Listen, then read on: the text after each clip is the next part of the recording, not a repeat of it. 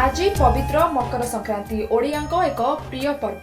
आज खड़ियाल अंचल में महा आडंबर पालन कर पर्व। एथिपाई आज सकाळु विभिन्न देवालय रे लोकंक भिड़ देखा मिली। खड़ियाल, तुकला, सीनापाली, पातलगंगा, गंडा बाहेली आदि ग्रामर जगन्नाथ और शिव मंदिर रे लोके पूजा करने सह लोकंक शुभ कामना जनाउछंती।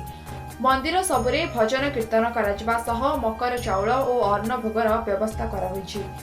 लोके मकर चाउल खुआई मकर बा सही संगात बसुछंती। घरे घरे मध्य सत्यनारायण पूजार आयोजन हेउछि।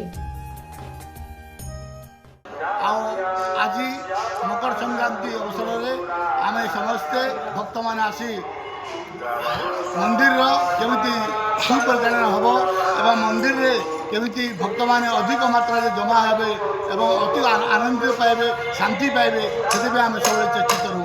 काना कार्यक्रम चली आज आमर भोगराग चलছে एवं संकीर्तन चली, भोगराग चली, होमयज्ञ चली, जाफल अनेक भक्त जमा हो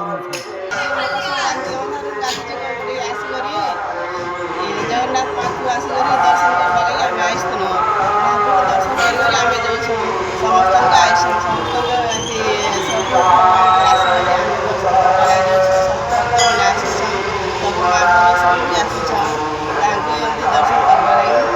सब आईसुन सब फल फल सब दीप धूप सब कीर्तन होचे सब किसी होचे पाखे। नुआपड़ारू सांभ कुमार सराफ का रिपोर्ट, सनस्टार टीवी।